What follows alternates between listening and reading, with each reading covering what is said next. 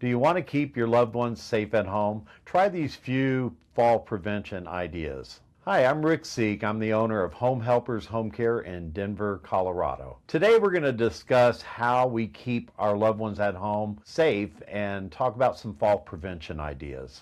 Number one, install grab bars and handrails. Probably the most important area in the home is, that I hear about from our clients are the bathrooms. So installing guardrails or handrails that your mom or dad can grab, they're right there, they're convenient, whether it's in the shower or the toilet, that's going to be key. And again, we're trying to prevent falls from our mom or our dad, and that, bathrooms are usually the key area.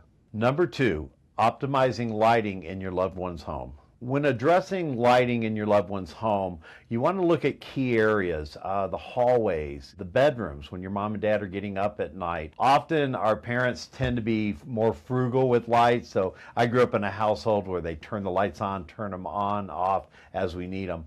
In our loved one's home, we want to have good lighting, whether it's the bathroom, the living room, a hallway. So it's key in all the high traffic areas, bedroom, bathroom, hallways, living room, kitchens, that we have great lighting. So you want to look at that. And we do a home safety check. So we're checking lighting that is already there, but it may be that you want to install night lights and additional lighting so that your loved one is safe. Number three, clear pathways. As we're going into a client's home or a family's home, we want to make sure all the pathways are clear. If you're the son or daughter, you can do that also. So again, you want to check the hallways, living areas, bedrooms, that there's no fall risk that's already there. These are easy elements that we can take care of, each one of us. Some of the key items I look for going into a home, my mom had them, those loose rugs. They're down the hallway, they're in the kitchen. So anything like that we can pull off the floor. I had a friend recently say, let's put the rug on a wall, let's make it an art piece. So loose rugs, cords, that's another thing we want to check for. I go into homes and I see those extension cords running across the pathway. So rugs, cords, items, any boxes, anything that's collected by your loved one. One of the things I see the most is the issue of hoarding. A lot of folks don't like that word, so they might call themselves collectors.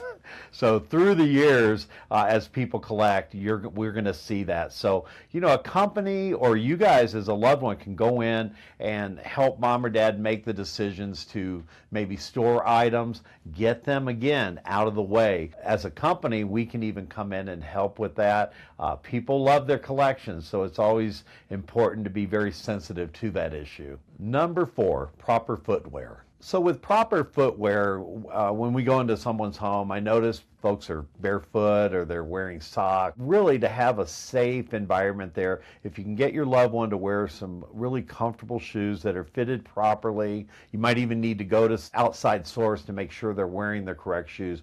But wearing those shoes, socks, nowadays they're making socks with the sticky on the bottom so they feel a little more secure. So if they are wearing socks, make sure they're wearing the proper socks. But feet wear, that's a key issue with safety in the home. And that they're putting them on in the morning, they're keeping them on all day long. Number five, regular exercise programs. So along with fall prevention, building balance and strength building is really important. So daily we want our loved one getting up, doing stretching, doing some up and down with the arms, walking across the living room, continuing to use body mechanics. This can be the best thing with kind of building not only safety, but I think it builds a loved one's confidence. So this is a key part of preventing fall prevention. Number six, routine health checkups. So often I'll go in and a family has not had that recent visit with the doctor. It is so important that we make these routine, whether it's monthly, annually, because as we age, there are things that change sometimes monthly or each year.